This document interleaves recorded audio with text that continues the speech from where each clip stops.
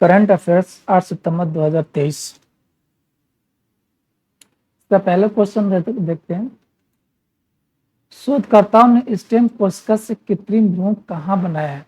क्या है? स्टेम कोशिकाओं से कृत्रिम भ्रूण कहाँ बनाया है? कौन से कहाँ, किस देश के शोधकर्ताओं ने बनाया? ए इजराइल, बी यूएसए, सी यूके या डी चाइना चीन। हमारा आंसर है ए इजराइल।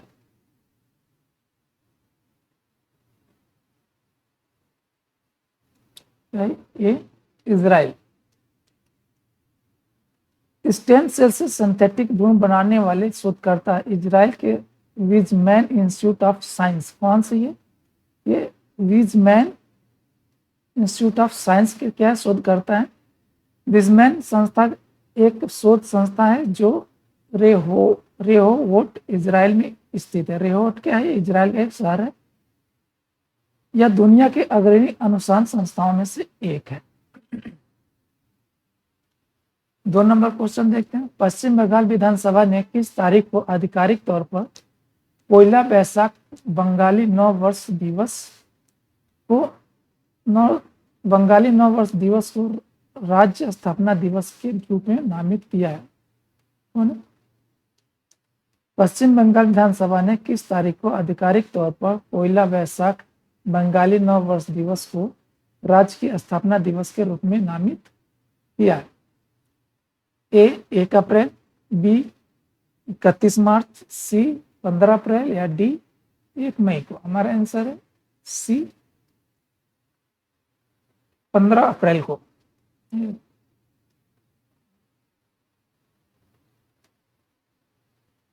15 अप्रैल को पश्चिम बंगाल विधानसभा ने आधिकारिक तौर पर 15 अप्रैल को राज्य के स्थापना दिवस के रूप में नामित किया है, जो बंगाल नव वर्ष दिवस पोइला बैसाख के उपलक्ष्य में मनाया जाता है। क्या है पोइला बैसाख? क्या बंगाल का नव वर्ष दिवस कौन सा? पोइला बैसाख। 3 नंबर क्वेश्चन देखते हैं। डेयरी उद्योग को बदलने में उनके अग्रणी प्रयासों के लिए भारत में श्वेत क्रांति के जनक के रूप में किसे जाना जाता है? श्वेत क्रांति के रूप में किसे जाना जाता है?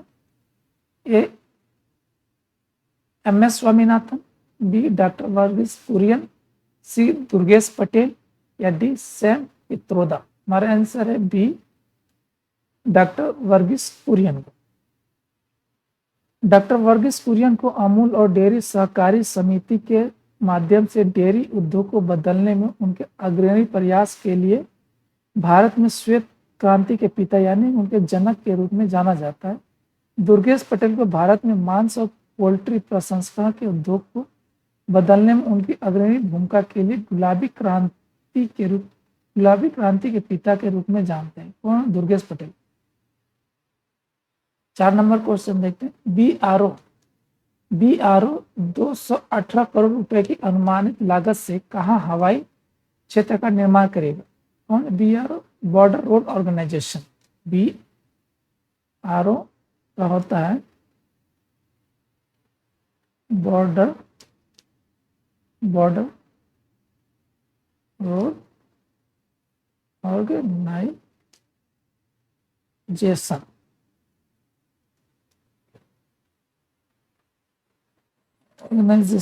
ये ऐसा ऑर्गेनाइजेशन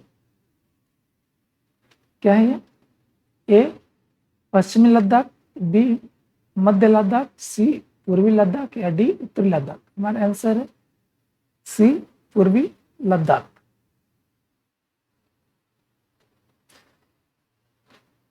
इस एयरफील्ड का निर्माण पूर्वी लद्दाख के रणनीतिक योमा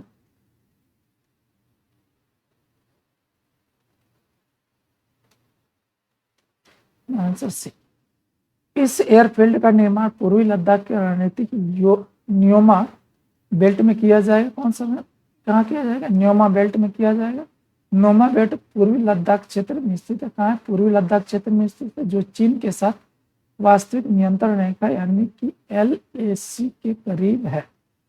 यह क्षेत्र रणनीतिक रूप से महत्वपूर्ण है और हवाई क्षेत्र भारतीय सशस्त्र बलों के लिए एक प्रमुख संपत्ति होगी।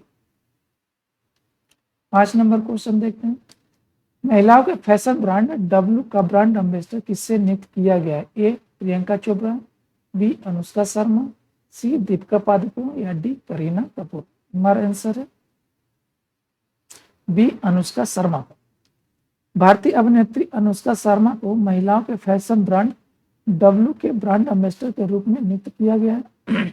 यह घोषणा भारत में त्योहारी सीजन से पहले 6 सितंबर 2023 को की गई थी। डब्लू एक प्रीमियम महिला कपड़ों का ब्रांड है जो परिधान, सामान और जूते की एक विस्तृत श्रृंखला प्रदान करता है। ब्रांड अपने स्टाइलिश और समकालीन डिजाइनों के लिए जाना जाता है जो आधुनिक भारतीय महिला को आकर्षित करते हैं। 6 नंबर क्वेश्चन देखते हैं। कृषि उत्पादकता बढ़ाने में महत्वपूर्ण योगदान के लिए भारत में हरित क्रांति के जनक के रूप में किसे जाना जाता है? कृषि उत्पादकता बढ़ाने में महत्वपूर्ण योगदान के लिए भारत में हरित क्रांति के जनक के रूप में किसे जाना जाता है? A M S Swaminathan, B Vishal Tiwari, C Durgesh Patel या डी डॉक्टर वर्गीस कुरियन। हमारा आंसर है A M S Swaminathan. M S Swaminathan को उच्च उपज वाली फसल किस्मों को पेश करने और कृषि उत्पादकता बढ़ाने में उनकी महत्वपूर्ण भूमिका के लिए भारत के हरित क्रांति के पिता के रूप में जाना जाता है। 7 नंबर क्वेश्चन देखते हैं। हाल ही में प्राप्त भौगोलिक संकेत यानी कि जीआई टैग के साथ सेलम सागो की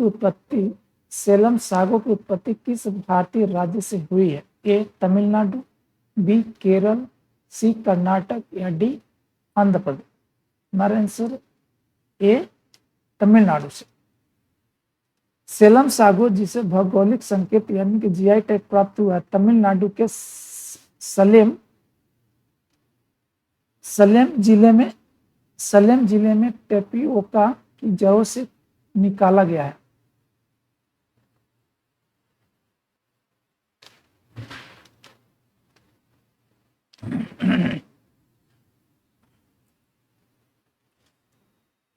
किससे निकाला? टेपिओका की जड़ों से निकाला गया। टेपिओका।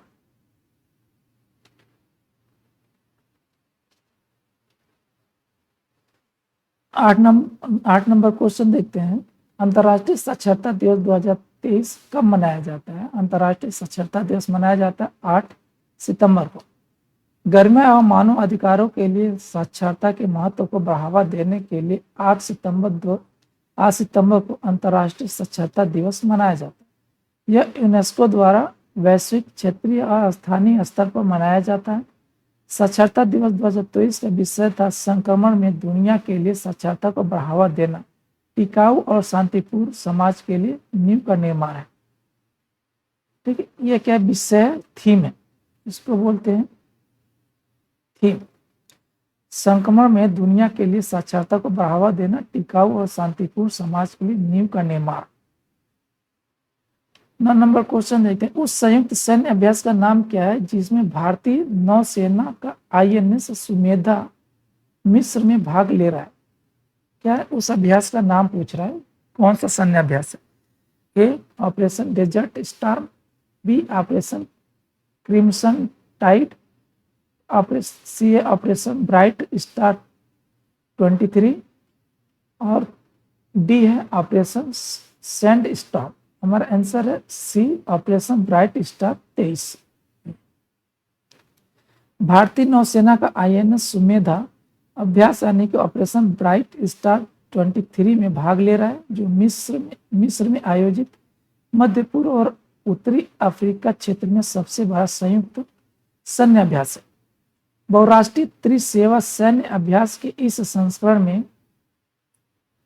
34 देशों की भागीदारी देखी जाएगी। कितने देश पार्टिसिपेट कर रहे हैं? 34 यानी 34।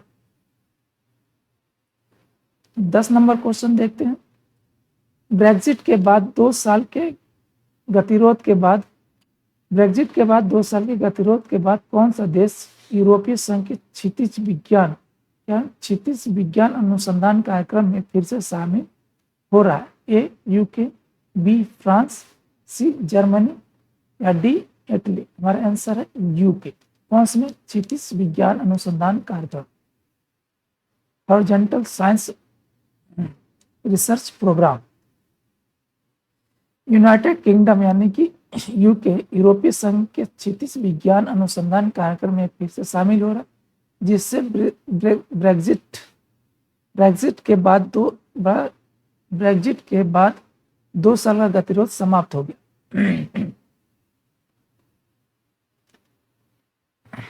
यह निर्णय 7 महीने पहले व्यापार विवाद के समाधान के बाद यूके और यूरोपीय संघ के बीच द्विपक्षीय संबंधों में एक महत्वपूर्ण विकास को चिन्हित करता है।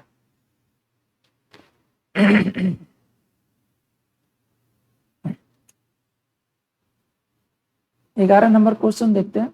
भारत में संवादात्मक भुगतान को सक्षम करने के लिए किस संगठन ने hello UPI, the hello UPI और भारत बिल पे कनेक्ट यानी भारत बिल पे कनेक्ट की शुरुआत की है? ए भारतीय रिजर्व बैंक यानी कि आरबीआई, बी भारतीय राष्ट्रीय भुगतान निगम यानी कि एनपीसीआई, सी भारतीय स्टेट बैंक यानी कि एसबीआई, डी भारतीय वित्त मंत्रालय। हमारा आंसर है बी भारतीय राष्ट्रीय भुगतान निगम में। कौन सा? The hello UPI and Bharat bill pay connect, NPCI ने।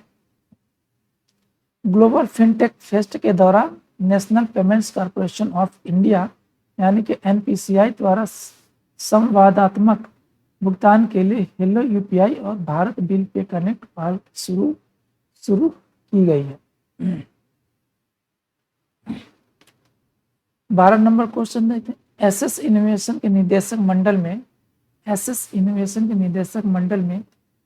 निदेशक के रूप में किसे नियुक्त किया गया? ए सुधीर श्रीवास्तव, बी बैरी कोहेन, सी मायल स्वामी अन्नादुरई या डी डॉक्टर सुधीर रावल को। हमारा आंसर है सी मायल स्वामी अन्नादुरई को।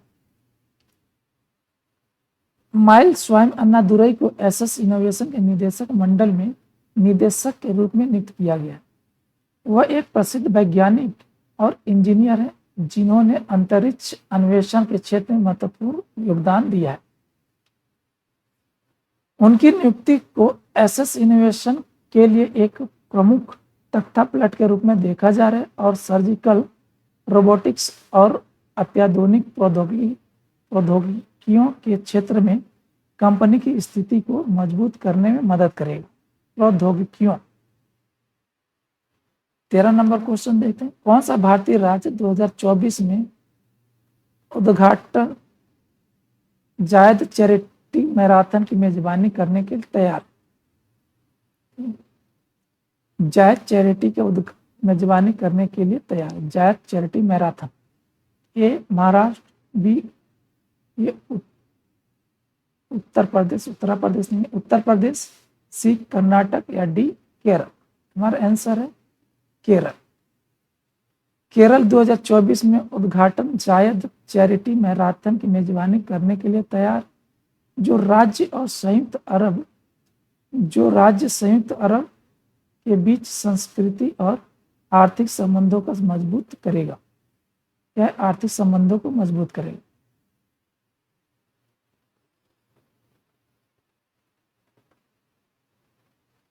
14 नंबर क्वेश्चन देखते हैं।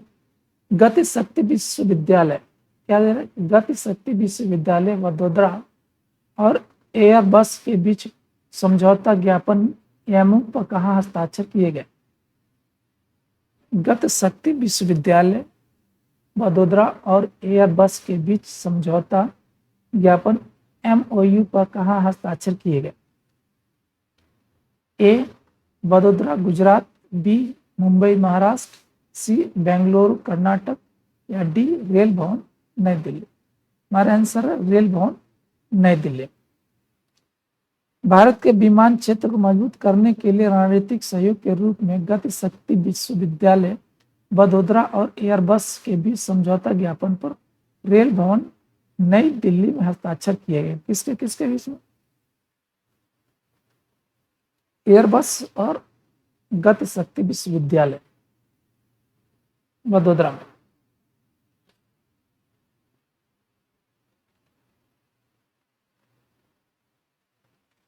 15 नंबर क्वेश्चन देखते हैं। विश्व फिजियोथेरेपी दिवस 2023, विश्व फिजियोथेरेपी दिवस 2023 किस तारीख को मनाया जाता है? ए 1 सितंबर, बी 8 सितंबर, सी 15 सितंबर या डी 8 अक्टूबर को? हमारा आंसर है बी 8 सितंबर को विश्व फिजियोथेरेपी दिवस 2023 मनाया गया। स्वास्थ्य और कल्याण को बढ़ावा देने में भौतिक चिकित्सा और फिजियोथेरेपिस्ट के योगदान को पहचानने के लिए 8 सितंबर को विश्व फिजियोथेरेपी दिवस मनाया जाता है। इस वर्ष के विश्व फिजियोथेरेपी दिवस का विषय यानी कि थीम है ऑस्टियो आर्थराइटिस की रोकथाम और प्रबंधन। ऑस्टियो आर्थराइटिस की रोकथाम और प्रबंधन है इसका क्या थीम है। समा